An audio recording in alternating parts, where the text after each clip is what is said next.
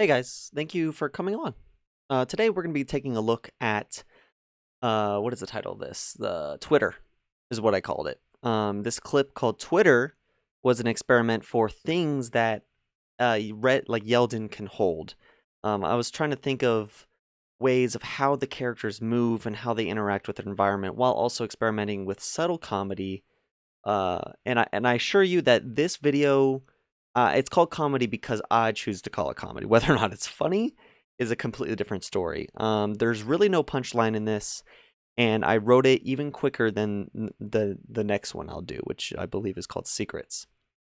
Um, so let's just get into what this is. If this is your first time watching it, this episode is just a breakdown of a clip that I did and my purpose with creating it and how I want to improve, and how looking back at it and getting some feedback from my family and friends, how I will make the next one even better. So if you look here, this is the first time that, or really the second time that you see an exterior um, of their environment. So the episode opens up with an uh, an exterior of a shop, and you see the alleyway and a box. Currently, you don't know if this is your first time watching an episode. You don't know where this is. You don't know what it is. You just know it's an animation. So I thought it would be kind of interesting to have, like other episodes, like Bob's Burgers and anything that exists out these days that's animation, is that the intros kind of change. Well, the intro on this one, the facade says "Skirts Hurt Pants Emporium." Obviously, it's not a joke. It's just kind of like a punny name. Skirts Hurt, which is, it rhymes. It's not, if it's funny for you, then good. And then there's, of course, there is "Clean the Street, Graffiti for Activism" in the back right there, which is supposed to be irony because it's graffiti. And how you gonna graffiti something to advocate something that's not funny? Okay, moving on. So the intro just begins with, you got some fog passing through. But actually, what I found out after I showed this to a few of my friends is that it doesn't zoom in enough on the box, which is odd. Um, I thought it would make sense that they're in a box, but I had my suggestions were to just zoom really close in on the box, so you know that's where this is taking place. They thought it was taking place in this building to the left of the Skirts Hurt building. So this one introduces basically Redmond and Yeldon across from each other, but this time Yeldon has something in his hands. So they don't have hands or legs. So I had to figure out how this would even make any sense. I wanted to experiment with where, if they were holding something, how would it be held? So I'm taking the approach with the easy route. The whole reason why they don't have arms or legs, it's easier to animate.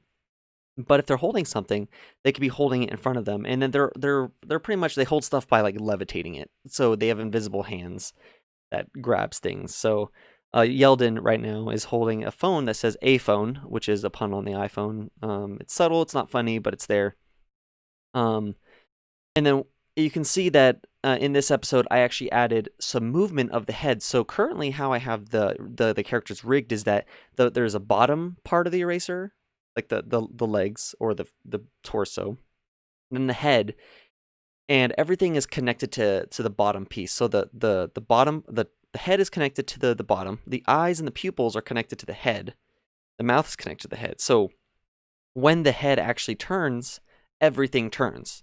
So in order, I only have to keyframe a position of the head, and everything else rotates and accommodates for it. So I don't have to add a keyframe for every single time. So what I do is I go through and I pretty much storyboard the entire clip without adding any features. So their eyes are just looking forward, their mouth is just one shape, and I basically place the camera in the location. I crop it to, this shot, for example, or this shot.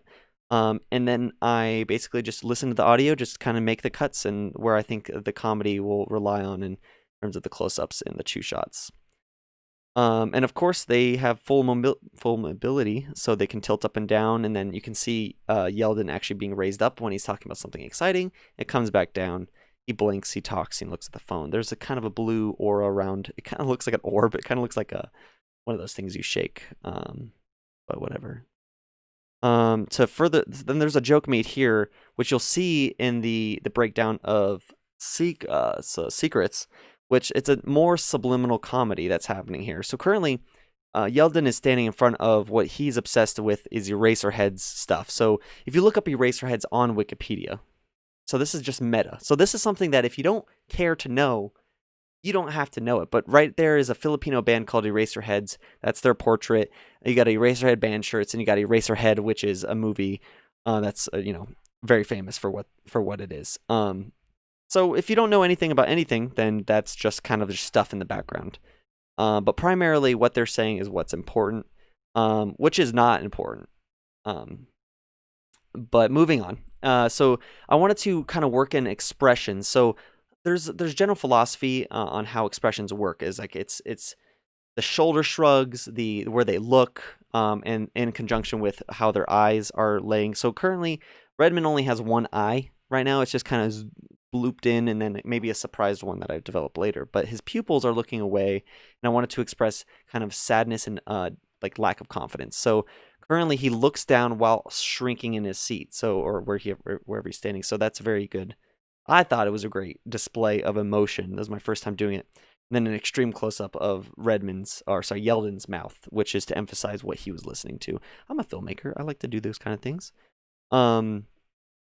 So so that's the other face, is the surprise look. It's kind of like I don't know what it is, where it's like he's squinting up. That's what it is. And that's just another thing. And then we come to a wide shot. This is the first time you're really seeing the wide shot in this clip. There is a computer in the background that I decided to draw just for fun. So it's there. I don't ever talk about it. It's not introduced into the series, or it's not interacted with. Same thing with on the right, the Eraserheads, just to further emphasize. Another close up of the mouth, which is a running joke. I had to somehow show this. More mouth moving. Close-ups. So have you noticed that the camera can actually move with the characters? So like that move right there is literally just a keyframe that I plug in, and then I can edit around it. And then I use zooms and crash cuts to emphasize certain things. This is a kind of like, so he makes a joke about 5G capable speeds, which 5G is a whole thing. Apparently it causes brain cancer or something. I don't know. But Yeldon is basically just advertising. This joke didn't really land because I didn't really say a brand, but the idea is that he was supposed to be like advertising for a cell phone company. I should have just said a phone company. Obviously, it's already established that is existing in this world, but okay, there you go. Didn't do that. It's not funny. Not as funny as it could be. And then, of course, Redmond does something like, oh my god, it's so easy to just retweet everything. Wow, he's so fucking funny.